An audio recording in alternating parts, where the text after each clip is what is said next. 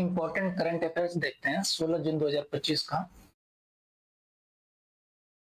तो पहला प्रश्न है कौन सा देश मध्यस्थता और अन्य वैकल्पिक विवाद समाधान तंत्रों के लिए वैश्विक केंद्र बनने की दिशा में आगे बढ़ रहा है। ए सिंगापुर, बी संयुक्त अरब अमीरात, सी यूनाइटेड किंगडम या डी भारत। तो इस कौन सा देश है? ये देश है भारत।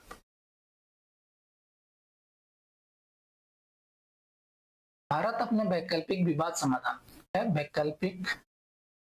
विवाद समाधान ढांचे को मजबूत करके मध्यस्थता का एक वैश्विक केंद्र बनने के लिए सक्रिय रूप से काम कर रहा है, जिसमें मध्यस्थता और सुलह शामिल है। नई दिल्ली में उच्च स्तरीय सम्मेलन में केंद्रीय कानून मंत्री अर्जुन राम मेघवाल ने एक तेज, कुशल और निवेशक अनुकूल विवाद समाधान पारिस्थितिक तंत्र बनाने के लिए सरकार के प्रयासों पर क्या प्रकाश डाला है। इन प्रयासों का उद्देश्य क्या है? अदालतों पर बोझ कम करना, वैश्विक व्यवसायों को आकर्षित करना और वाणिज्यिक विवाद का समय पर समाधान सुनिश्चित करना है। तदर्थ प्रक्रियाओं की तुलना में संस्थागत मध्यस्थता को बढ़ावा देकर और न्यूनतम न्यायिक हस्तक्षेप को प्रोत्साहित करके भारत अंतर्राष्ट्रीय विवाद निपटान के लिए एक पसंदीदा गंतव्य के रूप में उभरने की नींव रख रहा है। अगला प्रश्न है 2025 में 11वें अंतर्राष्ट्रीय योग दिवस के लिए राष्ट्रीय मेजबान के रूप में किस शहर को चुना गया? एक बार प्रश्न को देख लेते हैं। 2025 में 11वें अंतर्राष्ट्रीय योग दिवस के लिए राष्ट्रीय मेजबान के रूप में किस शहर को चुना गया है? ए भोपाल को, बी विशाखापट्टनम को, सी कोची को या डी पुणे को।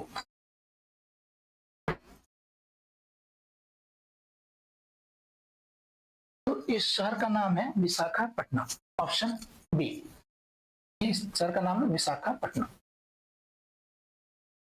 आंध्र प्रदेश के तटीय शहर विशाखापट्टनम को 21 जून 2025 को आयोजित होने वाले 11वें अंतर्राष्ट्रीय योग दिवस के राष्ट्रीय मेजबान के रूप में चुना गया। यह आयोजन अंतर्राष्ट्रीय योग दिवस के 10 वर्षों के पूरे होने का प्रतीक है और आयुष मंत्रालय तथा आंध्र प्रदेश सरकार के वरिष्ठ अधिकारियों ने शहर की तैयारियों की विस्तृत समीक्षा की। आरके बीच, ऋषिकोंडा बीच, आंध्र विश्वविद्यालय और गीतम विश्वविद्यालय जैसे प्रमुख स्थलों पर विभिन्न योग प्रदर्शन आयोजित किए जाएंगे। विशाखापट्टनम का चयन इसके बुनियादी ढांचे की तैयारी, मनोरम तटरेखा और देश भर में योग को एक व्यापक स्वास्थ्य अभ्यास के रूप में बढ़ावा देने में इसके रणनीतिक महत्व को दर्शाता है। अगला प्रश्न है 1 जुलाई 2025 से मेटा के नए प्रबंध निदेशक और भारत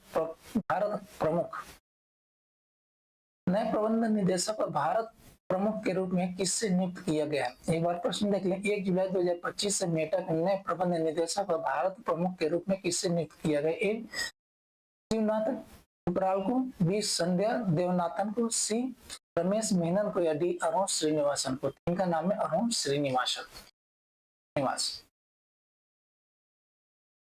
श्रीनिवास को 1 जुलाई 2025 से मेटा के नए प्रबंध निदेशक और भारत प्रमुख के रूप में नियुक्त किया गया है। बिक्री और विपणन में 30 से अधिक वर्षों के अनुभव और हिंदुस्तान यूनिलीवर, ओला और रिबाक जैसी कंपनियों में अनुभव के साथ वे 2020 में मेटा में इसके विज्ञापन व्यवसाय का नेतृत्व करने के लिए शामिल हुए। भारत में शीर्ष पद पर उनकी पदोन्नति ऐसे समय में हुई है जब मेटा का रणनीतिक विस्तार हो रहा है। शिवनाथ ठुकराल के इस्तीफे और संध्या देवनाथ की जिम्मेदारियों में वृद्धि के बाद श्रीनिवास को अब मेटा के सबसे महत्वपूर्ण वैश्विक बाजारों में से एक में नवाचार, साझेदारी और राजस्व रणनीतियों का नेतृत्व करने का काम सौंपा गया है। किसमें? राजस्व रणनीतियों का नेतृत्व करने का काम सौंपा गया है इसको, श्रीनिवास को। अगला प्रश्न देखते हैं। मई 2025 में मई 2025 में भारत की थोक मूल्य मुद्रास्फीति यानी कि WPI दर क्या थी?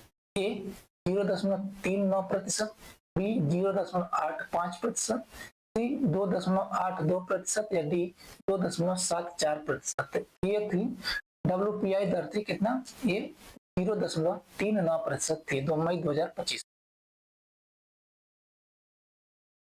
मई 2025 में भारत की थोक मूल्य मुद्रास्फीति अप्रैल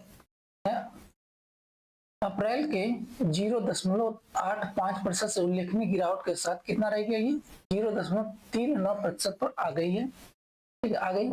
यह गिरावट मुख्य रूप से खाद्य पदार्थों, विशेष रूप से सब्जियों की कीमतों में भारी गिरावट के कारण आई, जिसमें 21% से अधिक गिरावट देखी गई। इसमें 21% से अधिक गिरावट देखी गई है। इसमें ईंधन और विनिर्मित वस्तु की कीमतों में कमी ने भी इस मंदी को प्रभावित किया। यह आंकड़ा एक साल से भी अधिक समय में सबसे कम थोक मुद्रास्फीति दर को दर्शाता है और एक व्यापक अस्फीतिकारी प्रवृत्ति को दर्शाता है, जो खुदरा मुद्रास्फीति के आंकड़े में भी स्पष्ट है। यह आंकड़ा आर्थिक और राजकोषीय रणनीतियों को आकार देने के लिए महत्वपूर्ण है, विशेष रूप से इनपुट लागत और उपभोक्ता मूल्य निर्धारण प्रवृत्तियों के प्रबंधन में। अगला प्रश्न है, जून 2025 में प्रधानमंत्री नरेंद्र मोदी किस देश की यात्रा पर गए जो 2 दशकों में किसी भारतीय प्रधानमंत्री की पहली यात्रा थी? क्या 2 दशकों में किसी भारतीय प्रधानमंत्री की पहली यात्रा थी? ए क्रोएशिया, बी कनाडा, सी साइप्रस या डी ग्रीस? तो ये कहाँ गए थे? साइप्रस गए थे। प्रधानमंत्री नरेंद्र मोदी 15 जून 2025 को 3 देशों की रणनीतिक यात्रा के तहत कहाँ गए थे? साइप्रस। यह 20 से ज्यादा वर्षों में किसी भारतीय प्रधानमंत्री की इस द्वीपीय राष्ट्र की पहली यात्रा थी। इस यात्रा का भू राजनीतिक महत्व है, खासकर तुर्की के पाकिस्तान के साथ बढ़ते संबंधों की पृष्ठभूमि में। साइप्रस के साथ संबंधों को मजबूत करके भारत का लक्ष्य पूर्वी भूमध्य सागर में अपनी उपस्थिति मजबूत करना, आर्थिक और रणनीतिक सहयोग को बढ़ावा देना है। ठीक है। क्षेत्रीय और विरोधी गठबंधनों के खिलाफ एक मजबूत रूप का संकेत देना है। साइप्रस भारत मध्य पूर्व यूरोप आर्थिक गलियारे में भी अहम भूमिका निभाने के लिए तैयार है और यूरोपीय संघ के ढांचे में इस कूटनीति का महत्व है।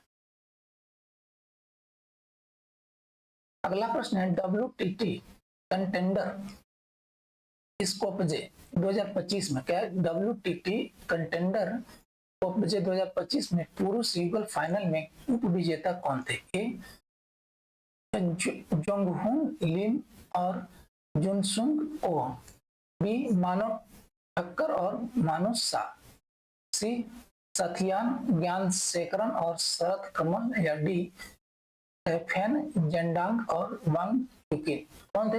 ये थे उप विजेता, ये मानव ठक्कर और मानुष सा। मानव ठक्कर और मानुष सा उत्तरी मैसेडोनिया में कहाँ आयोजित थे? उत्तरी मैसेडोनिया में आयोजित WTT कंटेंडर स्कोपजे 2025 के पुरुष युगल फाइनल में उप विजेता रहे। उन्हें दक्षिण कोरिया जोड़ी जोंगहुन ली और जुनसुंग ओ से ने हराया। किसने हराया? जोंगहुन लिम और जुनसुंग ओ ने हराया था इनको, मानव ठक्कर और मानुष सा को। यह फाइनल भारतीय जोड़ी के लिए एक महत्वपूर्ण उपलब्धि थी, क्योंकि यह पहली बार किसी कंटेंडर स्तर के फाइनल में एक साथ खेला गया था। उनका प्रदर्शन अंतर्राष्ट्रीय स्तर पर भारतीय टेबल टेनिस की बढ़ती प्रतिस्पर्धा को दर्शाता है और भविष्य के अंतर्राष्ट्रीय टूर्नामेंट में एक आशाजनक जोड़ी के रूप में उनकी क्षमता को रेखांकित करता है। अगला प्रश्न है, यूनाइटेड किंगडम की विदेशी रुपया एजेंसी MI6 की पहली महिला प्रमुख के रूप में किसे नियुक्त किया गया है? ए ब्लेज मैट्रेवेली को, बी एनेलिस स्टोन को, सी फियोना हिल को या डी समांथा नाइट को? किसको नियुक्त किया गया पहली महिला प्रमुख के रूप में? किसका? MI6 के। ये इनका नाम है ब्लेच मैट्रेवेली। और क्या नाम है? ब्लेच मैट्रेवेली। ब्लेज मैट्रेवेली को यूनाइटेड किंगडम की विदेशी खुफिया एजेंसी MI6 का पहला महिला प्रमुख नियुक्त किया गया है। यह 1909 में एजेंसी की स्थापना के बाद से एक ऐतिहासिक उपलब्धि है।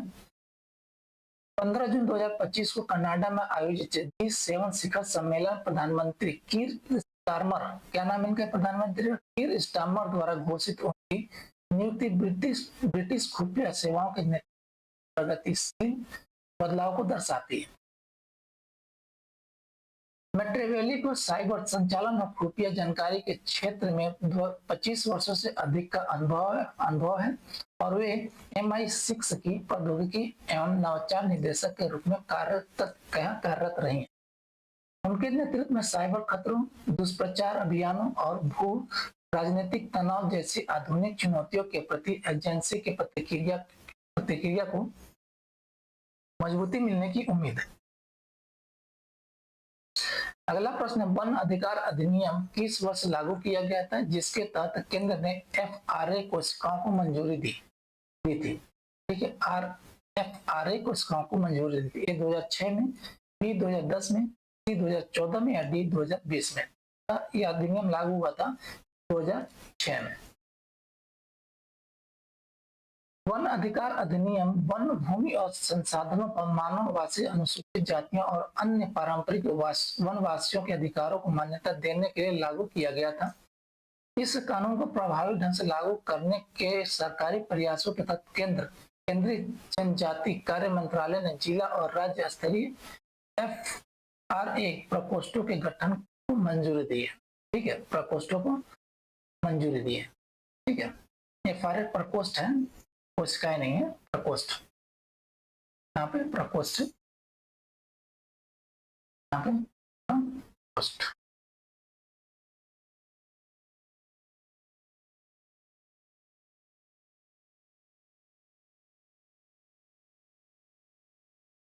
इन प्रशासनिक निकायों का उद्देश्य FRA के कार्यान्वयन प्रक्रिया को सहयोग और गति प्रदान करना है। इन प्रकोष्ठों की स्थापना 2006 में पारित वन अधिकार अधिनियम में निर्धारित प्रावधानों और उद्देश्यों से सीधे जुड़ी हुई है। अगला प्रश्न है, जून 2025 में भारत की पहली कृषि ड्रोन स्वदेशीकरण सुविधा का उद्घाटन किस शहर में किया गया? शहर का नाम पूछा, किस शहर में किया गया? ए हैदराबाद में, बी बेंगलुरु में, सी चेन्नई में या डी अहमदाबाद में? तो इसका उद्घाटन हुआ था कहाँ पे? चेन्नई में। 14 जून 2025 को केंद्रीय मंत्री कमलेश पासवान, क्या नाम इनका? कमलेश पासवान ने चेन्नई में गरुड़ एरोस्पेस द्वारा विकसित, कौन सा? ये गरुड़ एरोस्पेस द्वारा विकसित भारत की पहली कृषि ड्रोन स्वदेशीकरण सुविधा का उद्घाटन किया। 35,000 वर्ग फुट में फैली यह सुविधा मानव रहित हवाई प्रणालियों के डिजाइन, निर्माण और परीक्षण पर केंद्रित है, जिसका लक्ष्य 2026 तक 1 लाख ड्रोन बनाना है। इस शुभारंभ के साथ ही 300 उत्कृष्टता केंद्र और DGCA द्वारा अनुमोदित ट्रेन द ट्रेनर